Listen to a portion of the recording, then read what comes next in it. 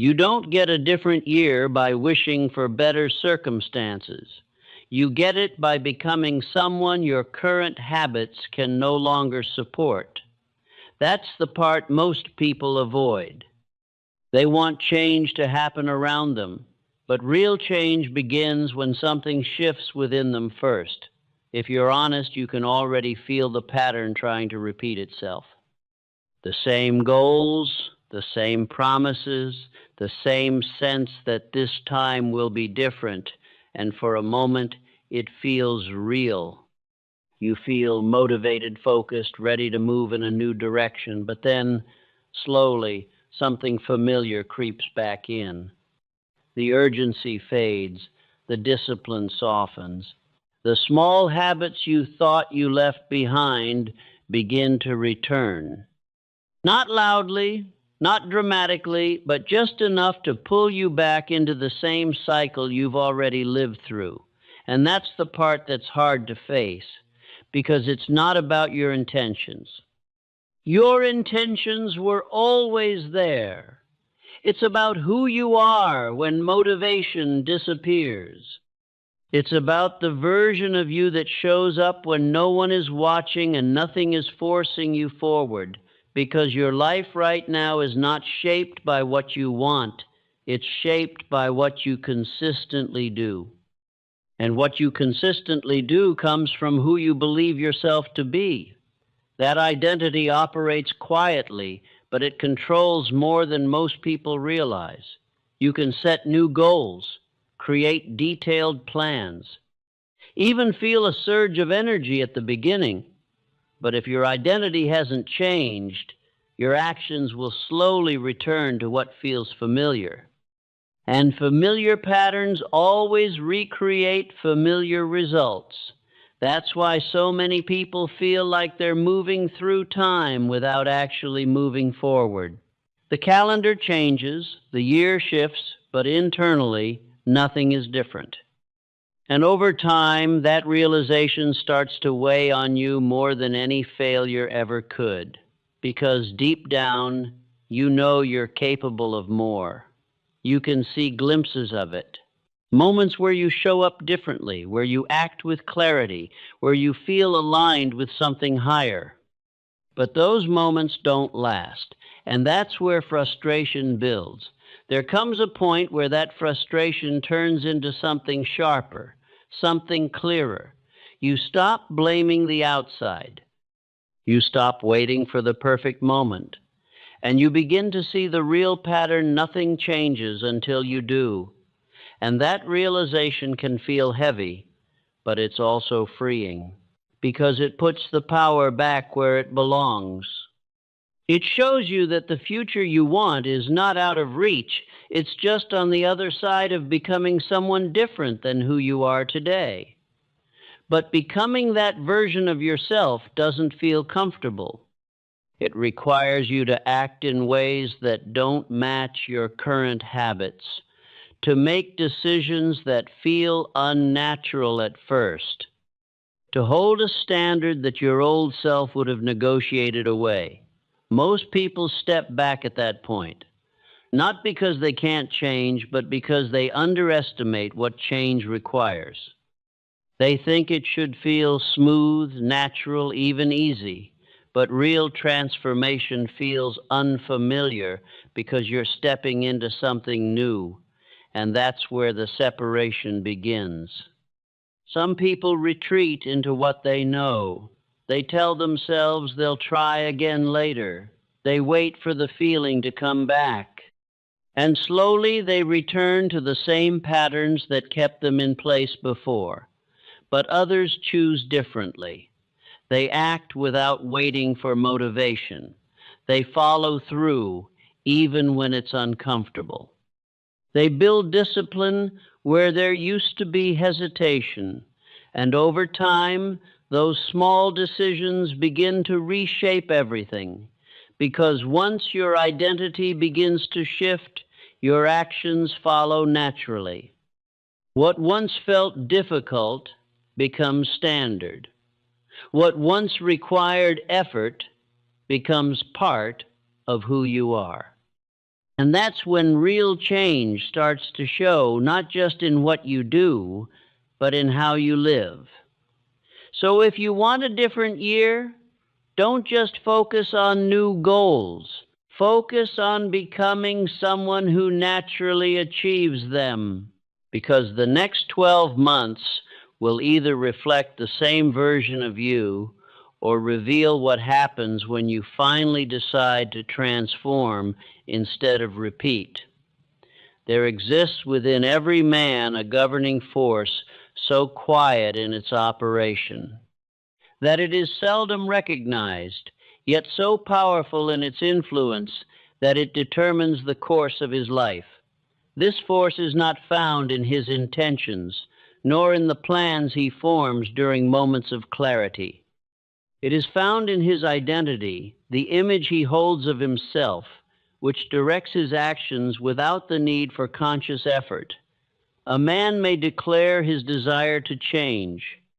He may set new goals, make promises, and even feel a surge of determination strong enough to convince him that transformation has already begun. Yet if the identity from which these actions arise remains unchanged, his efforts will not endure. For identity, not intention, governs consistency. This truth is not immediately obvious, for the individual observes his actions and assumes they are the result of choice. He believes that he acts as he decides, that his will alone directs his behavior. But over time, he begins to notice a pattern, one that repeats itself regardless of how many times he resolves to alter it. He begins with strength. He follows through for a time, and then, without clear cause, he returns.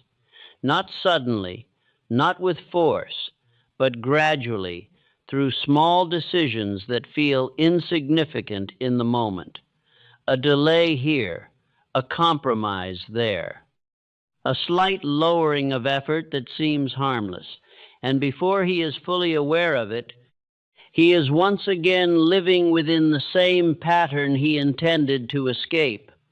This return is not accidental. It is the result of identity. For a man will always act in a manner that aligns with what he believes himself to be. He may attempt to act beyond it for a time, but such effort cannot be sustained. The mind, seeking consistency, will guide him back to what feels natural. And what feels natural is not determined by what is best. It is determined by what is familiar. This is why so many men experience the same year repeatedly. Though the calendar changes, they set new goals, yet operate from the same identity. They attempt new actions, yet maintain the same internal standard. And so, despite their effort, their results remain unchanged. It is not because they lack desire. It is because they have not altered the source from which their actions arise. The habits a man forms are not random. They are expressions. Each action, repeated over time, reflects a belief often unspoken, yet deeply held, about what is acceptable for him, what he tolerates, what he allows, what he considers normal. This standard operates quietly. It does not announce itself when a decision is made. It does not argue or demand attention. It simply guides. When a man attempts to act beyond this standard, he feels resistance. Not because the action is impossible, but because it conflicts with what he has accepted as his identity. This resistance is often mistaken for difficulty, for lack of discipline, or for lack of motivation. In truth, it is misalignment. The action belongs to a different version of the man than the one he currently believes himself to be. And so he returns. not because he has failed, but because he has remained the same. It must be understood that identity is not formed in a single moment.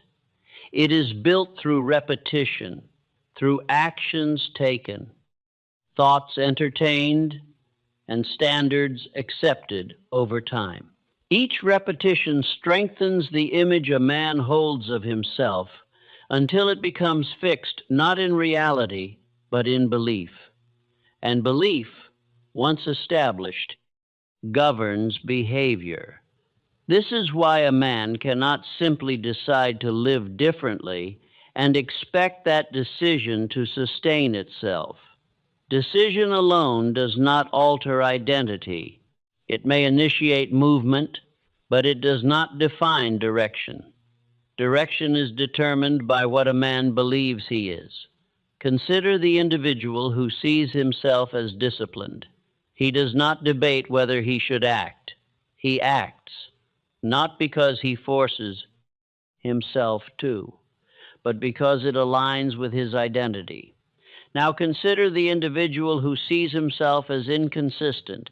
He may attempt discipline, but he will not sustain it, for each action requires effort against his own belief, and effort, when opposed by identity, cannot endure indefinitely. This is the silent authority. It does not demand recognition, yet it governs all. It determines what a man does when no one is watching. It decides how he responds when motivation fades. It influences whether he continues or returns. And because it operates beneath awareness, many attempt to change their lives without ever addressing it. They focus on action alone. They attempt to build habits without redefining the man who performs them. They push forward with effort only to be pulled back by what feels natural. And in this struggle, they become frustrated. Not because they are incapable, but because they are working against themselves. The man who would produce a different year must understand this clearly. He cannot rely upon effort alone. He cannot depend upon motivation. He cannot expect new results from an unchanged identity. He must become different, not in declaration, but in standard, not in thought alone, but in what he accepts as normal for himself. This change does not require immediate perfection. It requires recognition. Recognition that what he consistently does is a reflection of who he believes himself to be. And that, if he desires different actions, he must establish a different identity. This establishment begins with a decision not merely to act differently, but to define differently, to determine what he will accept, to decide what is no longer permitted, to set a standard that reflects not who he has been, but who he intends to become. At first, this may feel unfamiliar, for he is stepping beyond what has been reinforced through repetition. He is acting in ways that do not yet feel natural. But this is not a sign of error. It is a sign of change. For what is new must feel unfamiliar before it becomes established. The individual must not retreat at this point.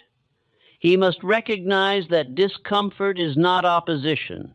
It is evidence that he is no longer acting in accordance with his former identity. And if sustained, this new pattern will begin to form a new standard. Others will begin to observe this shift. They may not understand its origin, but they will see its effect. They will notice that he no longer behaves as he once did, that his actions carry consistency, that his presence reflects a form of control. And in this observation, they will begin to assign him a different value. For men are judged not by what they intend, but by what they consistently do. Thus, the individual who changes his identity changes his perception in the eyes of others. And more importantly, he changes his relationship with himself. He no longer questions whether he will follow through. He no longer debates whether he will act. He becomes aligned. And in this alignment, effort is reduced. Action becomes natural. Consistency becomes expected. This is the foundation of transformation. Not temporary change, but lasting difference. And so, if a man desires a different year, he must first become a different man. Not through force, not through momentary effort, but through the deliberate establishment of a new identity, one that governs his actions without the need for constant struggle, and let him affirm with quiet certainty, I am governed not by fleeting intention, but by the identity I establish. I become the man whose actions reflect his standard, and through that man, I shape my life. After a man has resolved to change, after he has seen clearly the necessity of becoming different, there begins a process so subtle that many do not recognize it until it has already taken hold. It is not failure in its obvious form, nor is it a sudden collapse of effort. It is something quieter, more gradual, the return to the familiar condition. At the beginning, everything appears certain. The individual feels a renewed sense of direction. His thoughts are ordered. His intentions are firm. He acts with purpose, and for a time his behavior reflects the man he has decided to become. There is movement, there is discipline, and there is a sense that change has already begun to take root. But this state does not test him, for it is sustained in part by feeling, and feeling is temporary. As time passes, the intensity that accompanied his decision begins to lessen. Not completely, but enough that it no longer carries him forward without effort. The urgency fades, the sharpness of his focus softens, and in this quiet shift, the familiar begins to reappear, not as something foreign, but as something comfortable. The individual does not immediately recognize it as a return, for it does not arrive as a clear reversal. It appears in small ways. A moment of delay that feels justified, a slight reduction in effort that seems harmless, a decision to rest where once he would have acted. Each of these, taken alone, appears insignificant. Yet together, they begin to reconstruct the very pattern he intended to leave behind. This is the nature of regression. It is not loud. It does not announce itself as failure. It moves quietly through the smallest of decisions until the individual finds himself once again operating within the same boundaries he once recognized. And when he becomes aware of it, it is often too late to prevent the return. He has already re-entered the familiar. This return is governed by a law that few consider. The mind seeks what it knows. It is drawn toward what has been repeated, what has been reinforced, what has been accepted as normal. And unless a new condition has been established with equal strength, the former condition will reassert itself. This is why intention alone cannot sustain change, for intention without reinforcement fades. But familiarity, reinforced over time, remains. A man may desire advancement, yet still feel more comfortable within the limits he has known. He may recognize that those limits restrict him, yet they carry a sense of certainty that the unknown does not provide. And so, when effort weakens, he returns not because he chooses to fail, but because he has not yet replaced what feels natural. This is the critical point. Change is not secured when a man acts differently once. It is secured when what was once unfamiliar becomes his new condition. Until that occurs, the past remains active, waiting not in opposition, but in readiness, ready to receive him the moment he lowers his guard. This is why many experience repeated cycles. They rise with intention, they act with strength, they feel progress, and then, without clear understanding, they return. Not to the exact point from which they began, but close enough that the difference becomes difficult to maintain. Over time, this cycle produces a deeper form of frustration, for the individual is no longer unaware. He sees the pattern, he recognizes the repetition, he understands that something is causing the return, yet he may not fully grasp what it is. He may blame circumstance, he may question his discipline, he may doubt his ability. Yet the cause remains consistent. He has not altered what feels natural. The familiar still holds its place. It is also in this stage that comfort becomes most deceptive, for comfort does not appear as an obstacle. It appears as relief. The individual, having exerted effort, feels justified in easing his pace. He tells himself that he has done enough for the moment, that a brief return to ease will not affect his progress. And in that moment, the pattern begins again, not because rest is wrong, but because the return is not controlled. He does not step away with intention, he drifts, and drifting leads back to what is known. Others will often see this before he does.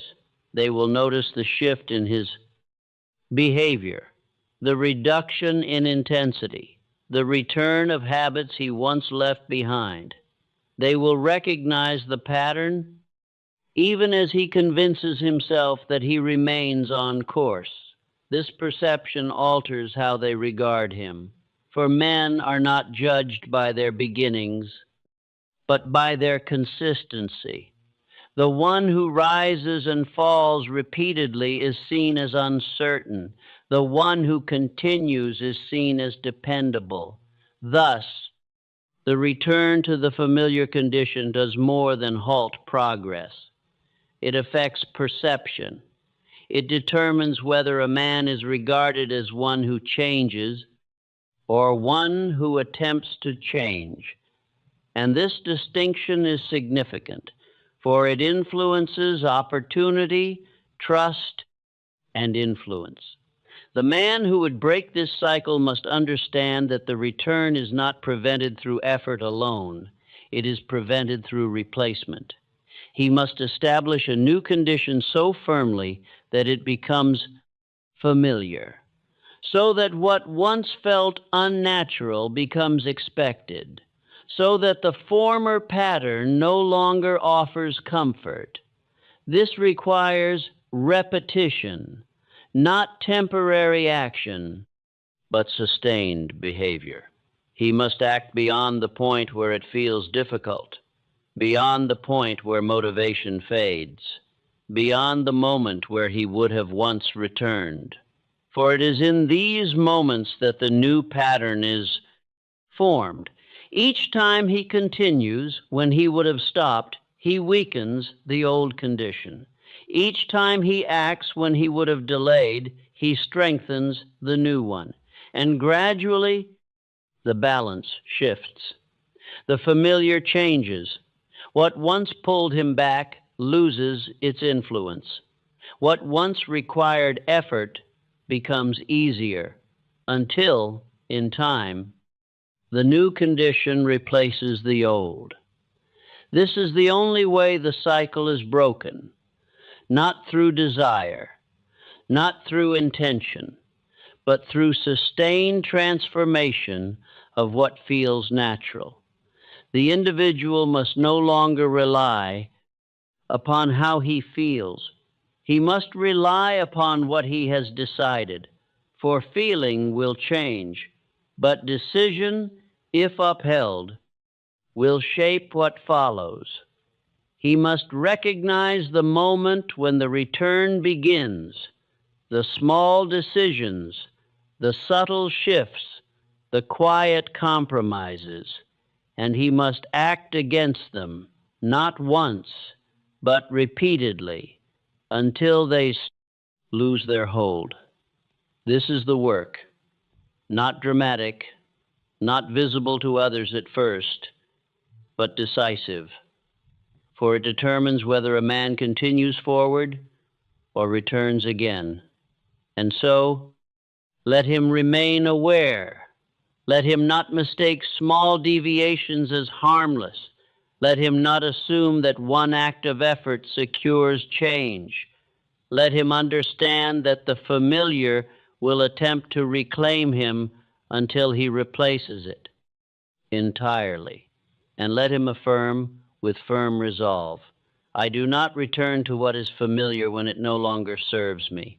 I continue beyond the point where I once stopped, and through that continuation, I establish a new condition for my life. There exists within every man a series of quiet agreements, unspoken, often unnoticed, yet firmly upheld, that determine the boundaries of his behavior. These agreements are not written, nor are they declared, but they are enforced with consistency. They define what he will tolerate, what he will allow, and what he will accept as sufficient for himself. It is these agreements that shape his life more than circumstance ever could. A man does not rise above what he has agreed to accept. He may desire more. He may speak of change. He may even attempt to act beyond his current condition. But if his internal agreements remain unchanged, he will not sustain that action. For at some point he will encounter a decision, and in that moment, he will return to what he has permitted himself to be. This is the hidden boundary.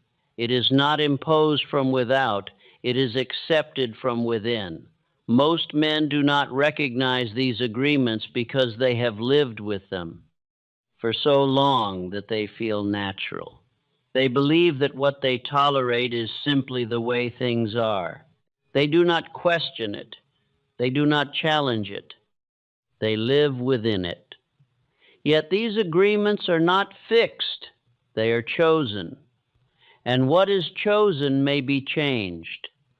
Consider the man who agrees, without saying it, that he may delay when he feels resistance, that he may lower his effort when he is not observed, that he may return to comfort when discipline becomes difficult.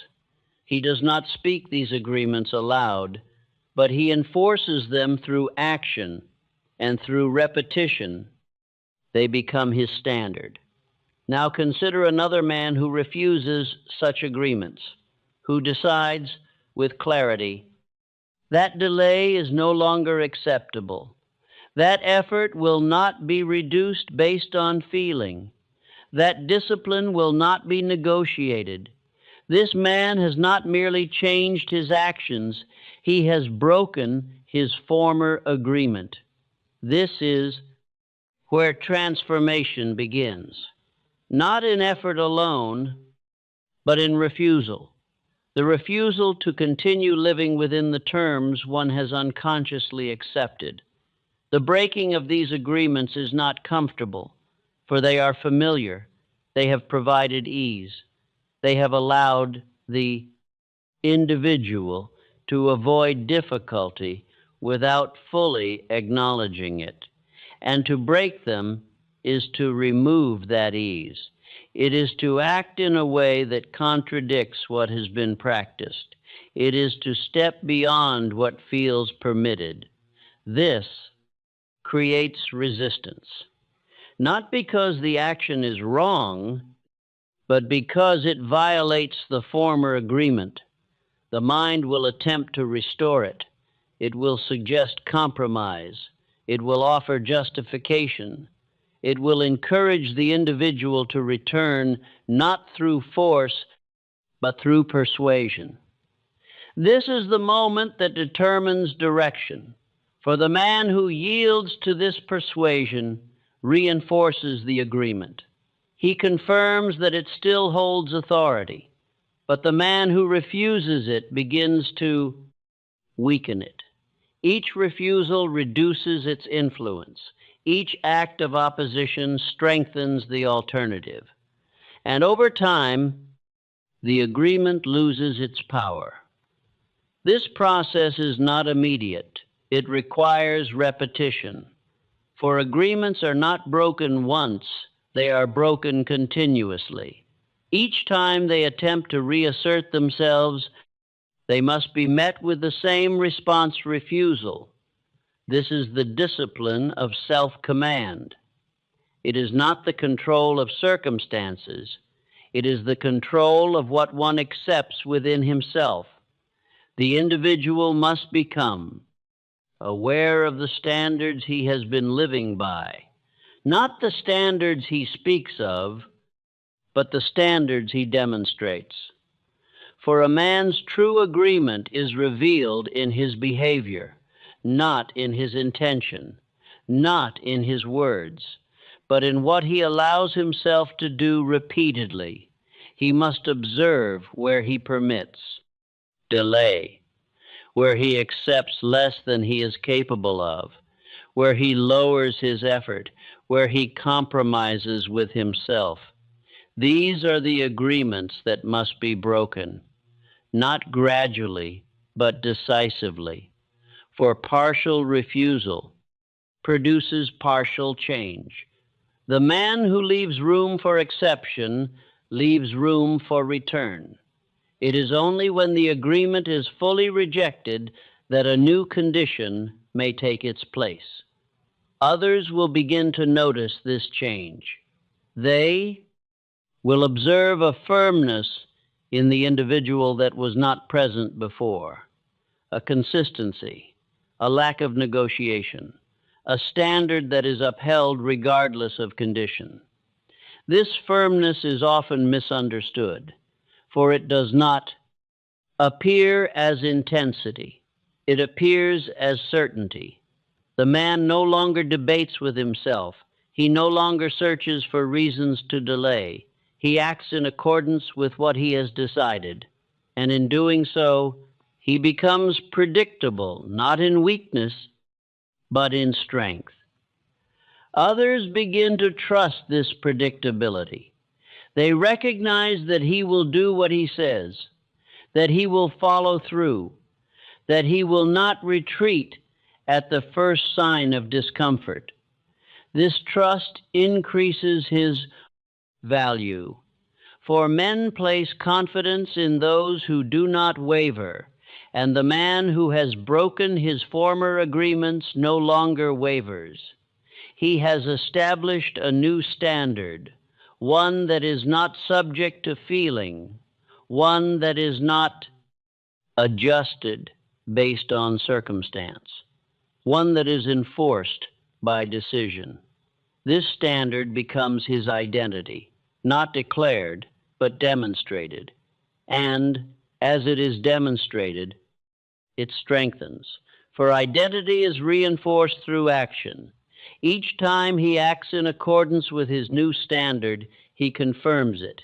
Each time he refuses his former pattern, he distances himself from it, until, in time, the old agreement no longer holds any influence. It becomes something he no longer recognizes as his own. This is the point of transformation. not when effort is applied, but when agreement is changed. For a man lives, not by what he desires, but by what he permits. And when he raises what he permits, he raises his life. Thus, if a man desires a different year, he must examine what he has agreed to tolerate.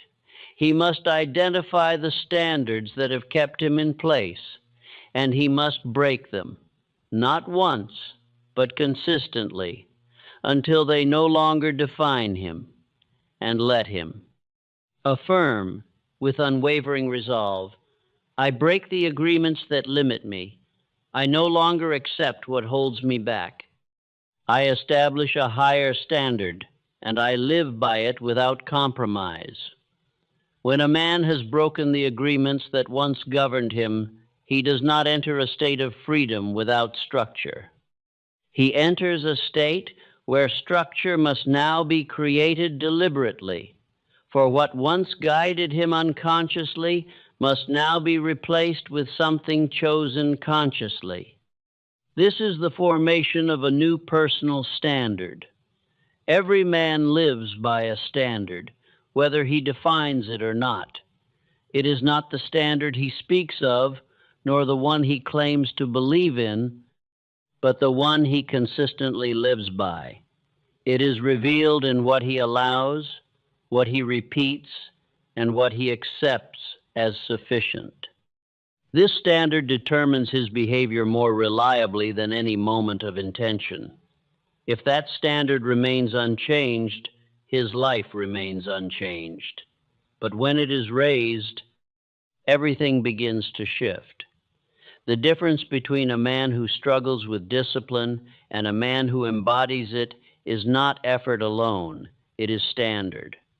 One negotiates with himself, the other does not.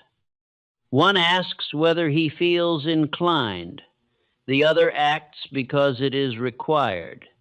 This difference appears small in description, yet it is vast in effect. For the man who operates from a fixed standard eliminates decision. He does not ask whether he will act. He has already decided.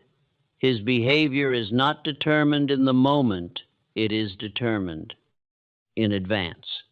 This is what gives him strength, not the absence of difficulty, but the absence of negotiation.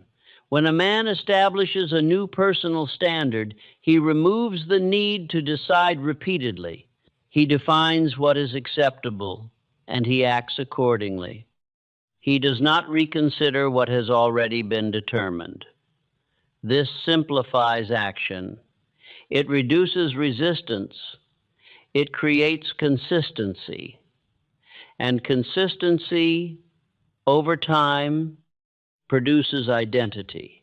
Most men fail to change because they attempt to rely on momentary strength instead of permanent standard. They decide each day whether they will act, and in doing so, they expose themselves to fluctuation. Some days they follow through. Other days they do not. This inconsistency is not due to lack of ability, it is due to lack of fixed principle. The man who has established a standard does not experience this variation. His actions do not depend upon how he feels, nor upon the conditions he faces. They are governed by what he has decided is non-negotiable. This is the beginning of inner law, a law that governs behavior regardless of circumstance.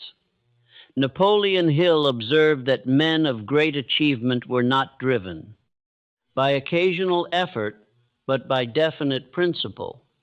They had determined in advance how they would act, and they adhered to that determination with consistency. They did not rely upon will in each moment. They relied upon structure. This structure became their advantage, for while others hesitated, they moved. While others debated, they executed. While others fluctuated, they remained steady. and this steadiness produced results. It must be understood that the formation of a new standard is not accomplished through declaration alone. A man may say that he has changed. He may claim that he now lives differently. But until his behavior reflects that claim consistently, the standard has not been established. It must be enforced, not once, but repeatedly. Each time the individual acts in accordance with his new standard, he strengthens it. Each time he deviates, he weakens it. Thus, the standard is not something he possesses, it is something he maintains. This maintenance requires awareness. He must observe his actions. He must recognize when he is acting below his standard, and he must correct it. Immediately, not later, not with explanation, but with action, for correction, when delayed, becomes compromise. And compromise returns him to his former condition. The man who holds his standard firmly does not allow this. He does not excuse deviation. He does not justify inconsistency. He returns to alignment at once. This immediate correction is what preserves the standard. Others will begin to observe this. They will notice that the individual does not fluctuate as he once did, that he maintains a level of consistency that is uncommon, that his actions reflect a principle, not a passing decision. This observation changes how he is perceived. He becomes dependable, reliable, steady, and in this perception, his value increases. For men are drawn to those who operate with certainty. They trust those who do not change direction with every circumstance. They respect those who uphold a standard without exception. Thus, the personal standard becomes more than a guide. It becomes a signal of strength, a signal of discipline, a signal of identity. It communicates to others what the individual will do before he does it. And this predictability, grounded in principle, creates influence. It is also at this stage that the individual begins to experience a shift within himself. What once required effort begins to require less. What once felt unnatural begins to feel expected. The standard, enforced through repetition, begins to integrate into his identity. He no longer feels that he is forcing himself to act. He feels that he is acting as he should. This is the transition from effort to embodiment, from discipline as action to discipline as identity.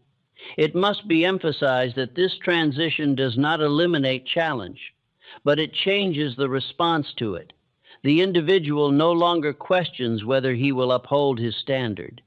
He assumes that he will.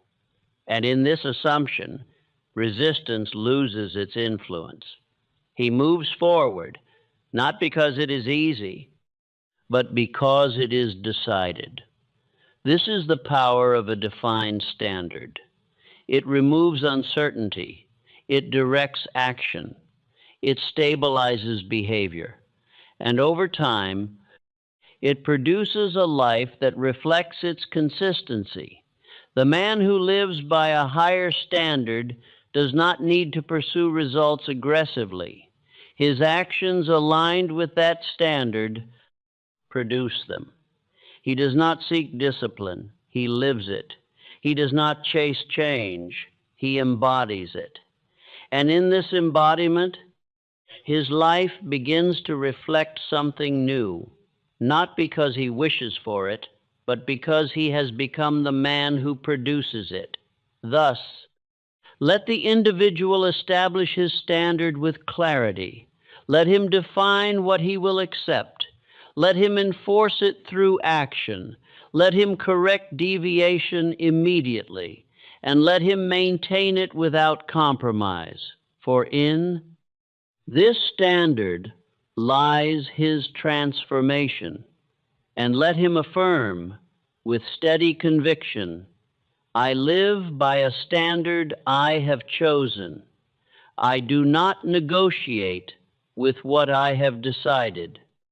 Through this standard, I become the man my future requires. When a man has established a higher standard, he soon discovers a truth that separates intention from transformation. That truth is this: the man he has been will not quietly disappear. The habits he has formed, the tendencies he has repeated, and the comfort he has accepted will not surrender without resistance. They will remain, not as obstacles imposed from without, but as impulses arising from within. It is here that the real work begins. For the individual is no longer merely deciding what he wishes to become, he is confronting what he has been. And in this confrontation, he must act in a manner that does not align with his former nature. This is the discipline that few sustain.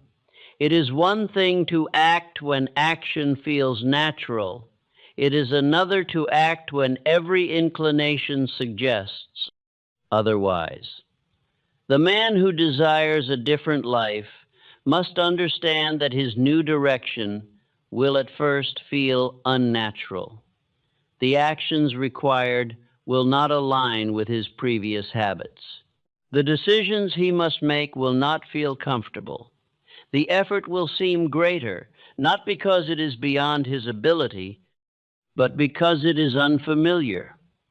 This unfamiliarity is often misunderstood. Many interpret it as a sign that something is wrong, that they are forcing themselves too much, that the path they are taking is not suited to them. And in this misunderstanding, they return to what feels easier. Yet what feels easier is what has already produced their current condition. To return to it is to repeat it. Thus, discomfort must be understood correctly. It is not an indication of error. It is evidence of change.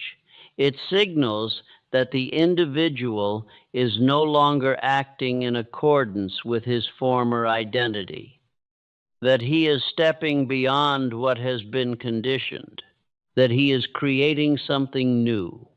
The man who accepts this continues. The man who resists it returns. This is where separation occurs, not in ability, not in opportunity, but in response. Consider the individual who chooses to act without waiting for inclination. He recognizes what must be done, and he does it, not because he feels prepared, but because he has decided. At first, this requires effort. He must override his tendency to delay. He must act despite hesitation. He must move without the support of feeling. Each action taken in this manner is significant, for it weakens the former pattern. The habit of delay, once reinforced, begins to lose its strength, not all at once, but gradually.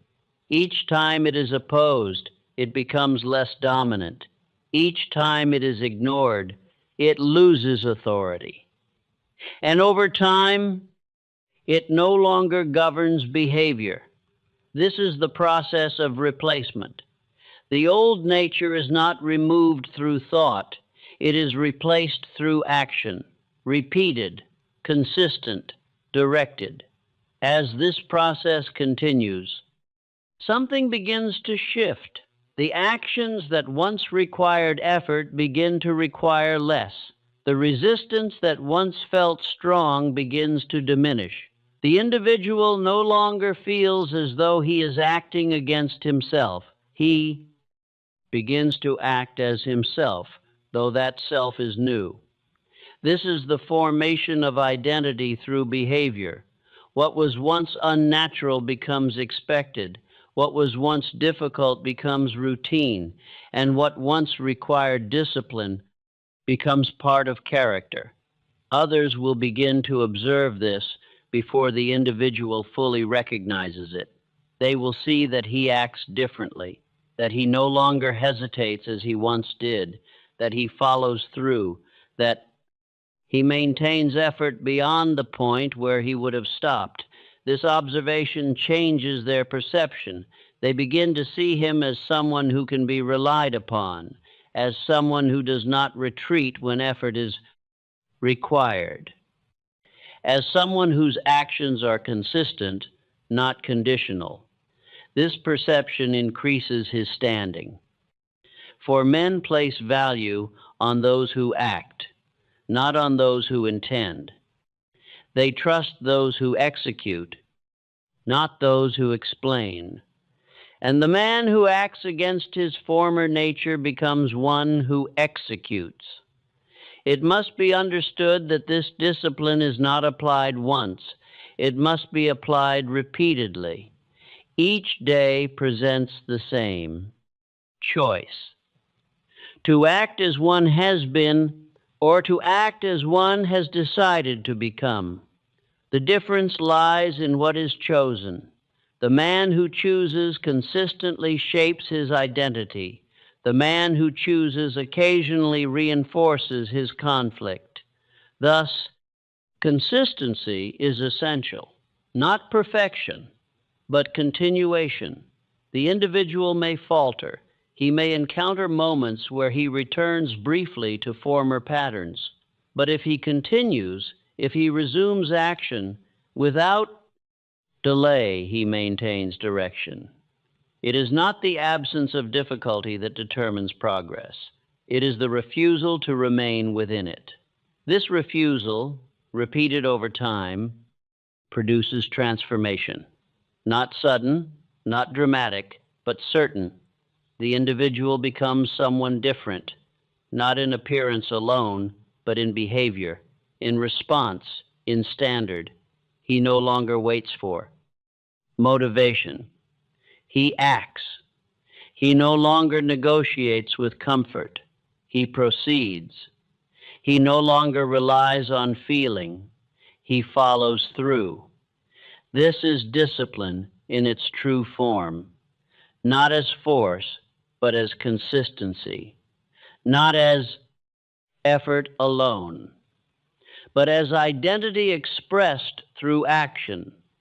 The man who reaches this stage no longer struggles as he once did, for he has replaced what governed him. He has established a new nature, and this nature directs him without the same resistance.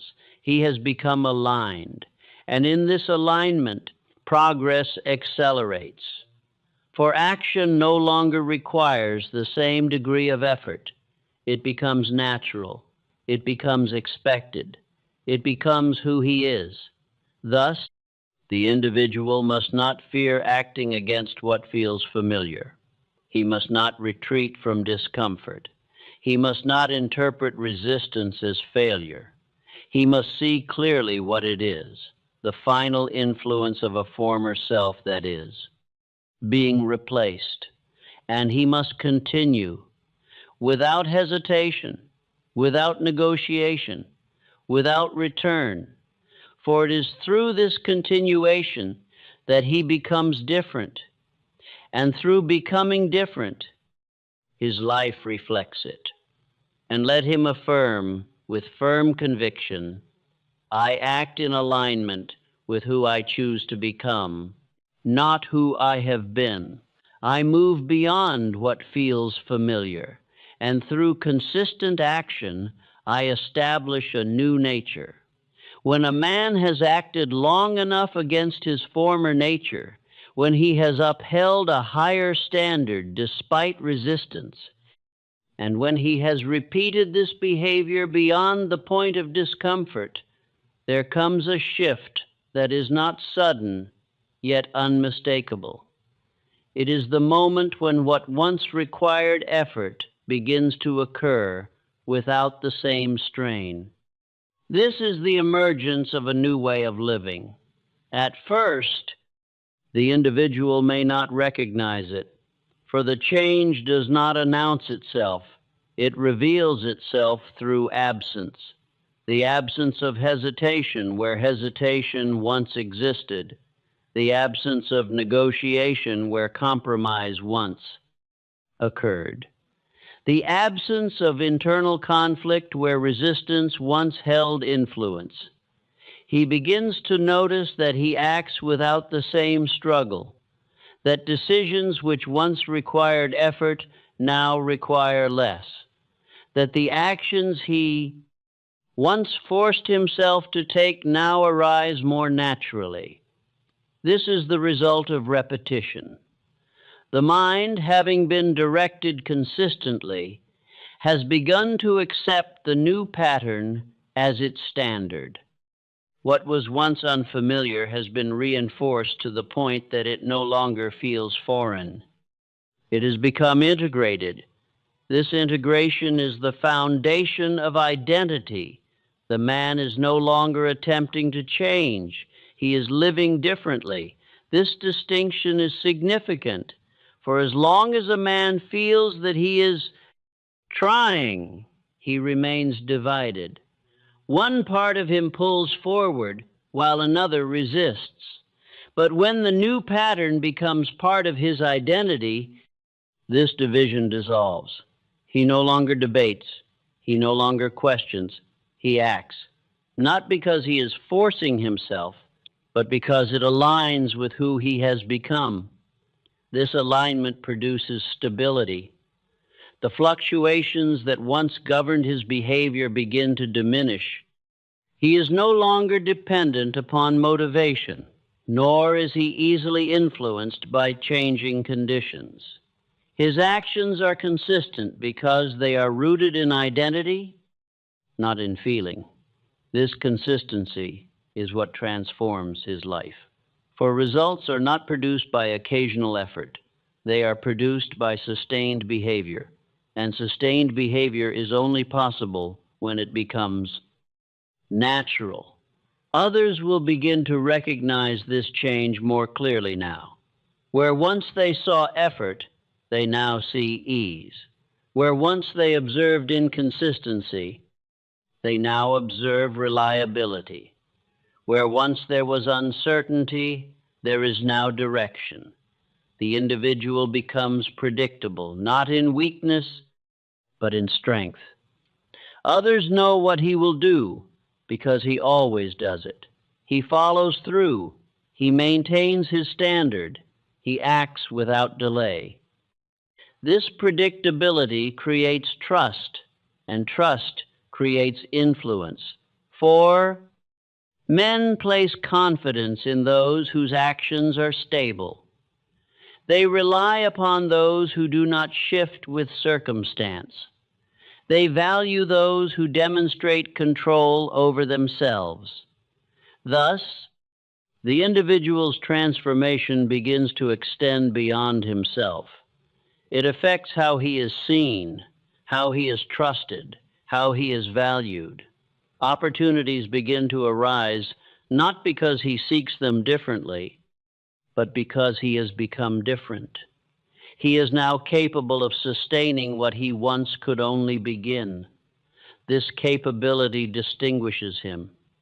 For many can start, few can continue, and it is continuation that produces result. It is also in this stage that the individual experiences a new relationship with effort. Effort does not disappear, but it changes in nature. It is no longer the effort of forcing oneself to act. It becomes the effort of maintaining direction, a steady application, a consistent movement, without the same internal resistance. This makes progress more efficient. The energy once spent overcoming hesitation is now directed toward advancement. The time once lost in delay is now used for execution. The individual moves forward with greater continuity. This continuity accelerates result, for when action is uninterrupted, progress compounds. Small efforts accumulate, adjustments refine, momentum builds, and over time, what once seemed distant becomes attainable. This is how a different life is formed, not through sudden change, but through sustained alignment. The man who reaches this stage no longer feels that he must become someone else. He realizes that he has already done so, not through declaration, but through action, repeated, maintained, integrated. This realization brings a form of quiet confidence, not the confidence that seeks recognition, but the confidence that arises from certainty. He knows that he will act. He knows that he will continue. He knows that he will not return to what he has left behind. This certainty removes doubt. It eliminates hesitation. It allows him to move forward without questioning his own behavior. He trusts himself, not because he hopes to follow through, but because he has proven that he will. This trust further strengthens his identity, and his identity continues to guide his actions. Thus, the cycle that once held him has been replaced. Where once there was delay, there is now execution. Where once there was inconsistency, there is now stability. Where once there was effort against self, there is now alignment. This is the emergence of a new way of living, not temporary, not conditional, but sustained. It must be understood that this state must be maintained. For identity, though established, is reinforced through continued action. The individual must remain consistent.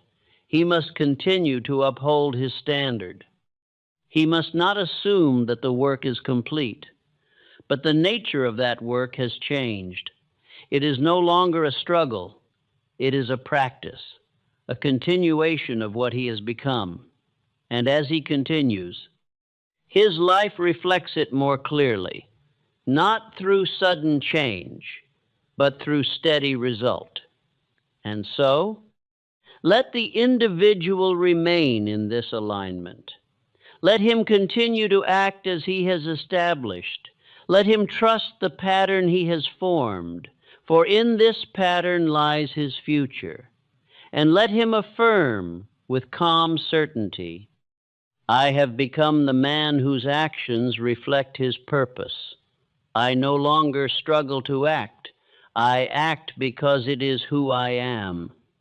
When a man has passed through the stages of recognition, refusal, discipline, and repetition, when he has established a new standard and acted in accordance with it long enough for it to become his nature, there comes a realization that is both simple and profound.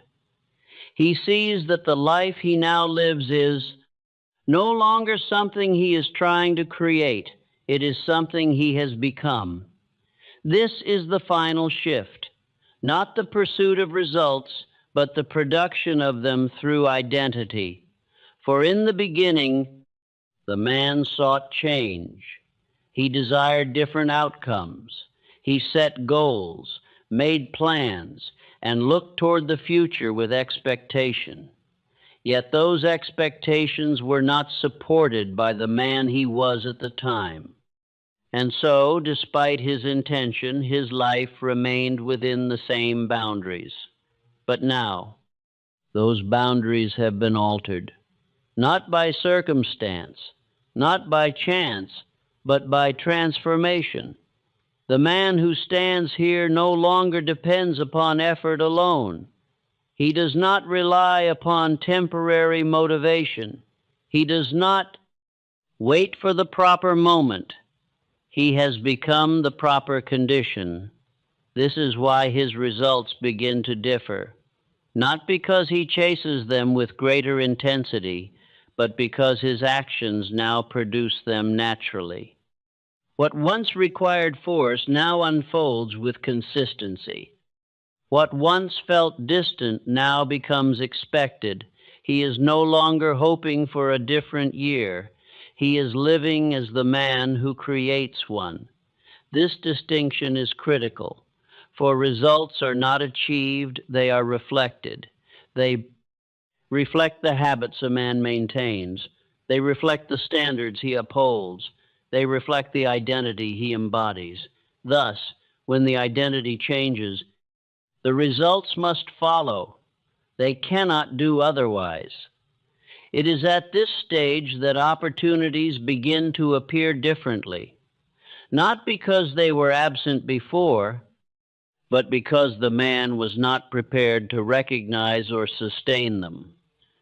Now, his consistency allows him to see what others overlook.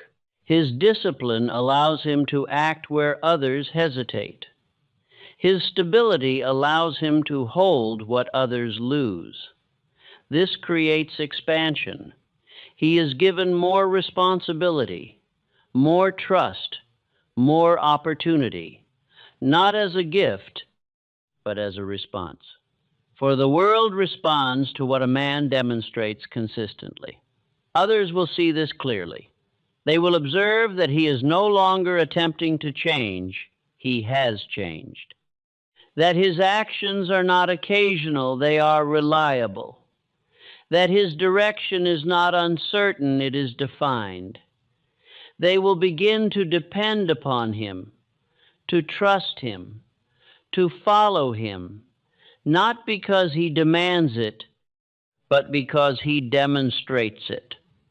This is influence, and influence, when built upon identity, is enduring. The man who reaches this point does not fear returning to his former condition, for he no longer recognizes it as his own. The habits that once governed him no longer hold authority. The agreements he once upheld have been replaced. The standards he once lived by have been raised, and this new condition has been reinforced through action to such a degree that it remains. This is what makes transformation permanent. It is not based on desire. It is based on repetition, sustained long enough to become identity. The individual no longer asks whether he will follow through. He assumes that he will. He no longer debates whether he will act. He acts. He no longer questions whether he can maintain his direction. He continues. This certainty creates freedom, not the freedom from effort, but the freedom from internal conflict. He is no longer divided, he is aligned.